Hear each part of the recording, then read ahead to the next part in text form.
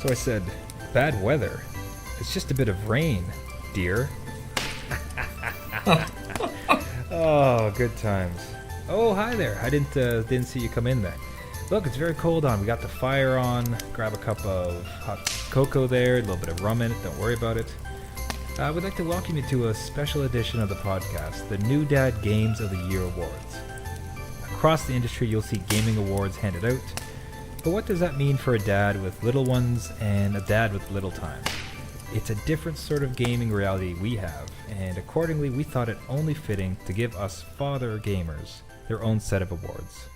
This is the New Dad Games of the Year Awards. So sit back, enjoy the 20 minutes of silence you might have, and let's go through the list. Jeff, why don't you go ahead and intro the first award recipient for this year? The first award for this year is Best My Hands Are Full game. So it's a game where you might not have two able-bodied hands to play a game or something on the go. And that is going to Hidden Folks for iOS, and I believe Android as well, where that game is basically like a Where's Waldo type-esque game. Lots of fun. Kids love it. I love it. It's easy to play on the move. So based on the award, I'm actually going to be, based on your description and some quick previews I'd seen immediately afterwards, like it really rung true to me to be the winner of the year. But so what is the actual, like you're poking the screen and finding... You're finding like little, it's either characters or items, and it's again like Where's Waldo, but with like a clue aspect. So it might give you a little clue where to find the person, but you have to kind of tap around to actually find them because they might be hidden as per the title. So there's other things that kind of give you that direction of where they might be hiding. Like this person's afraid of snakes, so you have to tap in the tree, and maybe there's a snake around the tree, and then you can find the person hiding in a bush behind it. So it's a neat little game, and the art is kind of cool too. It's a black and white hand-drawn style, so it can get quite intense, but it starts off slow, it builds up, and it's just a fun time kicker. Oh, that's excellent. I think to make a couple honorable mentions for some runners up. I think great game. So there was a expansion that was released with Reigns, Her Majesty. So it was a female take on the same one. This is based on a game Reigns, which I think came out earlier this year or late last year. It's a monarchy sim based at the Tinder style selection method or decision model. So you get so in running your monarchy, you are given a decision and you swipe one direction for yes, another direction for no. So as far as being out with the kids and your hands are full and you are not able to really focus on it, couldn't be more dead simple of a gimmick for how to actually play the game. Wondering if all political decisions are made this way. Yeah. That we finally cracked the code. Like we figured swipe right to raise taxes. Be perfect. Yeah.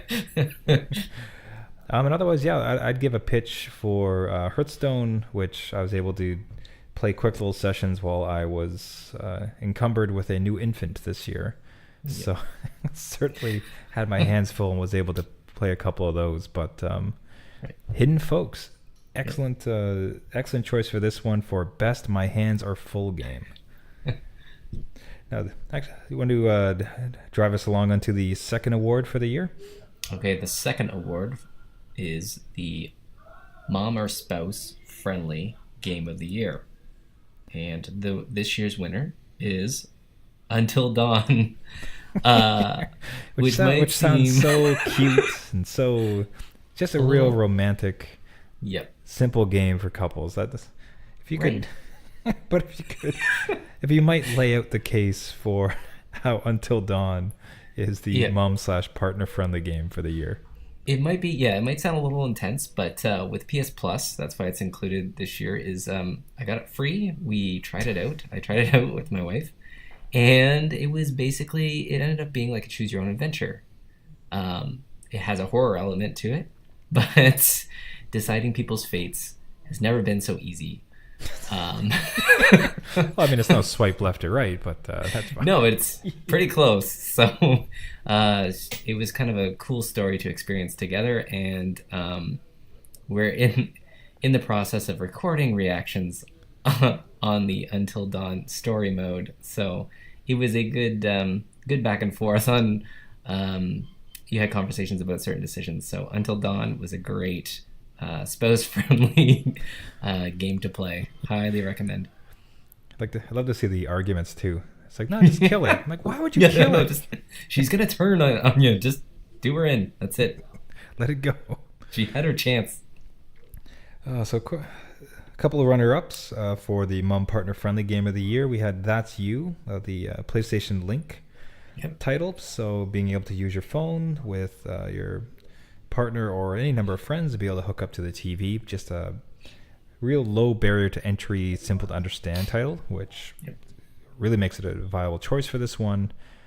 And ultimately, we found anything VR. Ultimately, if you're fortunate enough to have a headset, Yes. there is, yes, as Jeff is very much a part of that now. But the anything where the being in the world and the kind of simple nature of so many of the VR games and enjoyable ones makes it an excellent thing for a partner. So if you happen to be, if you're lucky enough to have a headset, anything VR ultimately will play very well. But again, big congratulations to Until Dawn, this year's mom partner friendly game of the year.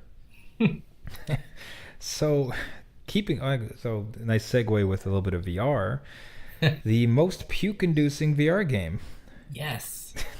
now, as a father, your world is puke. It's part of everyday life almost. So, what else would you do on your downtime except find games that makes yourself puke? What could go wrong? But this year's winner for the most puke-inducing VR game goes to Resident Evil 7. Yes. Coming Virtual out, puke. yeah, coming out just at the beginning of the year. It's not going to be so much from big swoops or drops or too much motion as it's going to be about disgusting visuals, terrible scares, any number of gross things happening with it. So, Yeah. I think virtually getting your arm cut off is pretty puke inducing. Yeah. And all the other little critters running around in your face. So I congratulate Resident Evil 7 as the most puke inducing VR game of 2017. Yeah, so I don't know if you've experienced yet any kind of motion sickness in playing with your VR headset yet, but Not yet. one of the only games that had done it for me was Eve Valkyrie. Yep. Now they released a expansion, I believe it was a free expansion actually, with Eve Warzone. So with some of the loops and some of the flying around, everything else, like that space sim specifically can really cause some near misses as you're in that reality. So we'll give that as a runner-up. Yep. So Jeff, if you want to go ahead and introduce the next one. Next award is a great one. It's the best I'm having a nap, kids will be fine game of the year.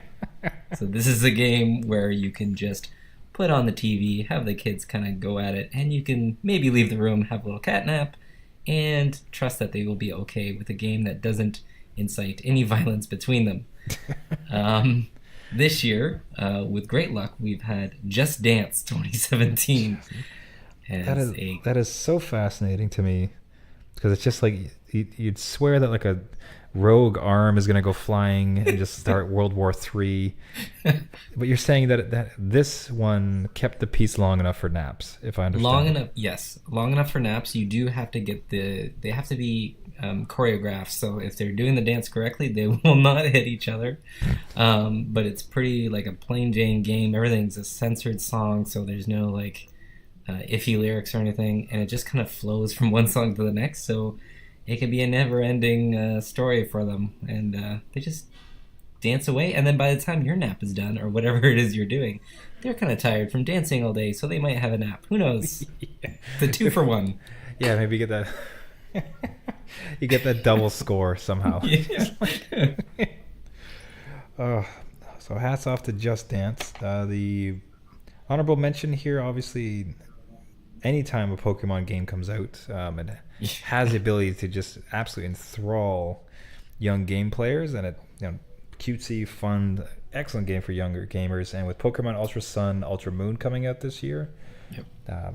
those could make wonderful additions for your your need to grab a nap. So Yeah. oh, so hats off to Just Dance for taking best I'm having a nap, kids will be fine game. Perfect category. Great category. Love it. Best category. Yep. Best Lego game. Yes. As fathers, as any parents, frankly, if your kids are going to game, they likely at some point are going to play a Lego game. And there's going to be 20 Lego games in any particular year. Depends on the brand. Who knows? Yeah. But they tend to always be amazing. Like we've never really seen quality drop off them. So, Yep. Jeff, which game takes best Lego game of the year? It is Lego Worlds. Lego Worlds was a great game for my kids to get into. It's basically the Minecraft with Lego blocks. It's perfect. They can go and build whatever they want, discover whatever piece they want in these worlds, and go to different planets that have different brick sets and all sorts of stuff. So Lego Worlds was a great experience for my kids. From a dad's side, it's not the most optimized graphically game. It's kind of got that draw distance drop off, but kids didn't mind it. They had a blast. And there's co-op. It's coach co-op with it, so it's even better. Oh, great. So if you have the two controllers and kids Yep. that can get along, you can Yeah. And they don't care about frame rates. Doesn't matter. Just go for it. just make it happen. Yeah. So as far as runners up, just any other Lego game? I was about to say, pretty much any Lego game that ever existed. Yeah, it's got to be one of the most interesting franchises from a parent perspective. I'm just guaranteed this will be fine. Yeah. They will enjoy this. Exactly. Lego underscore. Yeah. Lego, yeah. Asterisk, every Lego. Every single one. Oh, so hats off to the Lego Worlds Yes. for best Lego game of the year. Trying to think next year if they don't have some colossal large game like that one, because Lego Worlds Yeah. kind of stood out compared to the rest. Yeah. But next year if they don't, and it's just like 4 pirate games, 2 Marvel games, like it's gonna be kind of difficult to choose this for Be next like year. Lego Galaxy. Lego Universe. Good, I hope so. Make our life a lot easier. Yeah. Moving on to the best family-friendly game. So ultimately, like the best overall family-friendly, great game for your entire crew. And we landed upon Mario Kart. Mario Kart 8 specifically was one that had launched. So as anybody who's gamed for any number of time, you know you're not going to go wrong with a Mario Kart title. Tradition absolutely continued with the latest release of it. Just a phenomenal title, incredibly well received. But I mean, You can't go wrong. Can't go wrong with Mario Kart. and ultimately, the producers of Mario Kart, generally speaking, it's hard to go wrong with them in total, as far as anything to do with Mario. Yeah. Right. Anything that Nintendo's producing, and even more specifically that Nintendo's producing for Mario, you're going to be fine. I mean, I think this year we saw Mario and Rabbids. Yep. We saw Mario Odyssey. Yeah, the connection with Mario is insane. My kids just gravitate towards anything Mario, and they don't even know what that game might be about. It might be a totally different Mario game. It doesn't matter. Mario's on the cover. They're drawn to it. They can play it. It'll get progressively harder, I'm sure, but they can get into it and have their fun with it. Yeah, and as we saw with some of the new dad gaming victories of this year, it holds that like eternal appeal, because we had some examples of kids going back to the original Marios and still just loving it, and enjoying every minute of it. So these are not ones that easily drop off the map as far as enjoyment. So yeah, it's just be curious to see if any other title can take it in the coming years. Is like not Mario. Yeah, right. It's almost it perhaps is a more fair to have best Mario game of the year award. Maybe we'll fine tune it next year. We'll do best Mario game. love it. It's like a Lego game, basically. Which of the Mario games is the greatest? Yeah. They're all pretty good. Every Mario game. Okay, so we're coming down to the end of the list. Only two more awards that we had out. This next one was a bit more difficult to come up with. Yeah. And I think a lot of it we had to kind of go through the history of the show to see what was being talked about the most. Because like it's kind of hard to take a snapshot of the current moment as opposed to an overarching view of an entire year. So this game award, Dad Gaming Award, is the best never-ending game for dads. So this is a genre that I seem to be afflicted with as far as the titles I seem to choose, be it Elite Dangerous or any other number, Street Fighter, even just these games that are ongoing. So the one that took it was Hearthstone. Whoa. Which a tricky decision, but it's just like looking back through the year and the amount of time that I mentioned that game as opposed to other ones. The perfect moments that it had given me as far as, being, especially when my tiniest one was very small and kind of fresh, like those quick sessionable things, which I'd kind of mentioned up at Best My Hands Are Full game. Yeah. So yeah, took it to Hearthstone. Now, competitors was Destiny 2. Yep. Which, I've made a impassioned plea for on this show as far as being dad Try to convert people. I get it. Yeah. Yeah, because Destiny 2 needs my help, you see. Like, that's right. They do. It was more just the reassurance that, this could be a dad game and the amount of enjoyment I had. I think some of the recent controversy of it and the expansion, like how that kind of rolled out, kind of soured things a bit. It's kind of fresh, so didn't end up taking it. The other real honorable mention was No Man's Sky. Yes. The patches it had this year was just phenomenal. Like, just practically a whole new game. Yeah, and you walked into a pre-patch, right? And then I was the post-patch, got it this year. Huge basically a new game that launched with this patch. And it's fun. It's fantastic. I had a blast with it. Oh. And it doesn't end. It's a whole galaxy. Yeah, you will never get to see a 1% of everything that's in it. And yeah, there's like the amount of support that's continued to got. It's very like family friendly. I mean, like it's stars and galaxies and planets. Like you could absolutely get little ones involved without fear of it. So that was a tricky one not to give it to. As far as No Man's Sky, but I think ultimately looking at the playing history and the amount of talking, it definitely led more towards Hearthstone. So, congrats. For the best never-ending game for dads, congratulations to Hearthstone. Now the big one. Drum roll. We are looking at the new dad game of the year. So this would be, it's not so much what is the best game of the year. I think when me and Jeff were talking about it, deciding on this, it was for dads, for somebody with little ones. Which game came out that captures it, that allows you to play it, that is respectful of your time, if it has DLC, it is robust and interesting DLC, is imaginative, like is something you could possibly play with your kids, or at least like that you wouldn't be ashamed to have near your kids. As far as like any practices are concerned. So culminating all of those things, like what game came out that really captured all of that dads could participate in, dads could appreciate? Jeff, what is the new dad game of the year? Goes to Horizon Zero Dawn. Absolutely. It is a fantastic game. I had plenty of fun with it.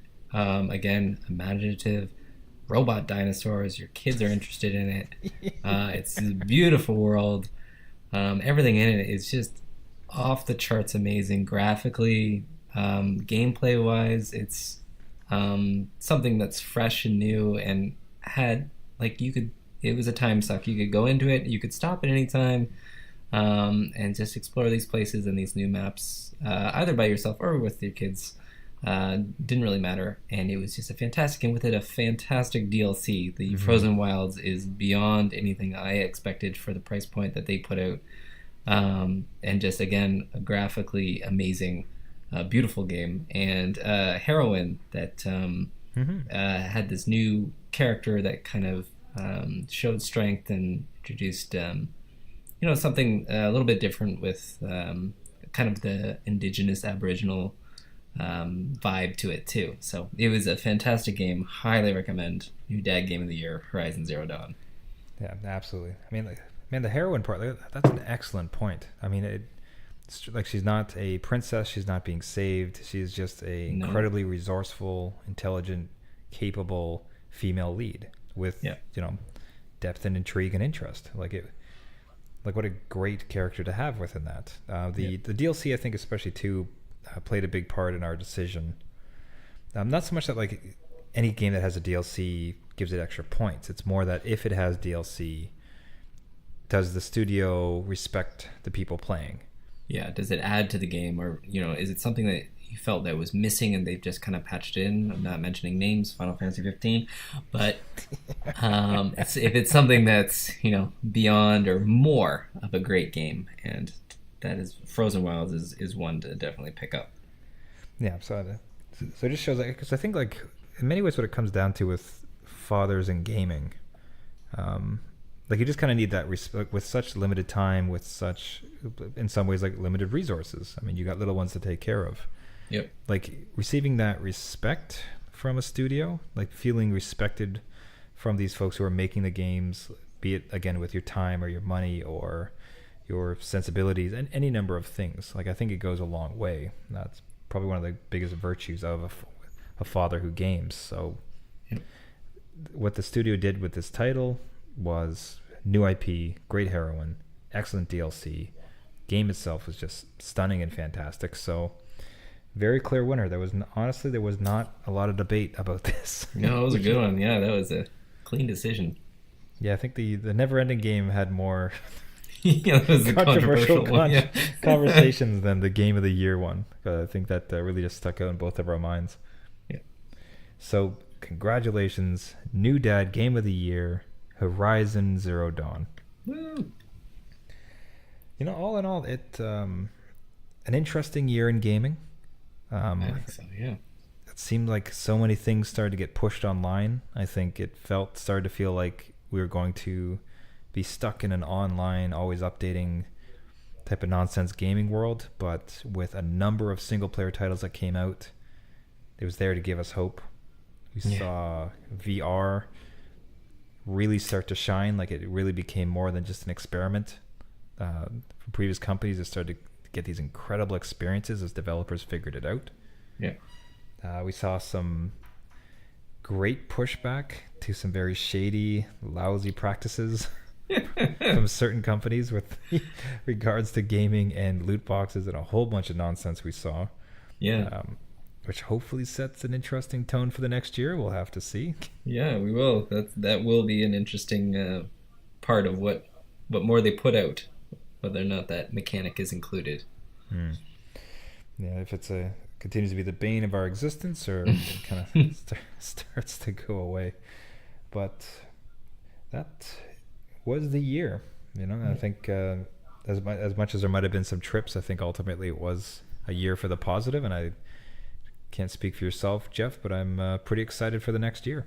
Oh, it's been a great year, and I am looking forward to a lot in the next year. There's a lot of games on the horizon that I'm looking forward to and interested in. Red Dead Redemption 2 is coming out. Like, oh boy, God of War. We got some pretty big family-friendly ones coming out too, so it'll be interesting to see as the kids get older and as your little ones kind of get into gaming, what happens and what they gravitate to. Oh man, there's going to be a whole month worth of Gaming Dad podcast as soon as my little guy starts playing games. Well, if he does, or maybe he doesn't, he rejects them, and it's a whole nother episode. And then it's a therapy session. I have no son. I'm Trevor, and I have a 2-month-old only. That's all I got. That's it. The older one is nothing to me now. He doesn't like games. But everybody, thank you so much for listening. If you have any suggestions or updates or further games you'd like us to mention, we might be able to amend or continue the conversation going. So we'd love to hear from you about suggested awards we should be giving out to games from fathers. Any of the games that you didn't hear us mention or that you'd like to make for a contender, we would absolutely love to hear from you about that. This has been New Dad Gaming. If you'd like to reach out to us about the aforementioned, you can find us at our website at newdadgaming.com, as well as any of the social networking services. You can find the podcast on iTunes and Google Play, as well as any podcasting service. We'd really like a subscribe, a recommendation, and most specifically a pass along to a father who games. Until next year, and until the next round of Game of the Year awards, the fire here is kind of broken down. Looks like it's might be cold outside, but A little cold. time to get going home. And let's wrap this one up for the year. So till next time, my name is Trevor, and I have a 3-year-old and a 2-year-old and a 3-month-old. I'm Jeff. I have a 7-year-old and a 4-year-old. Man, I need them to be even numbers. I think Soon 6-year-old and a 4-year-old will be the easiest to say. Yeah. 6 and 4. Easy to remember. We're just gonna break it down to number. That's it. My name's Trevor. I got 2. I have 2 kids. See you next week. See ya.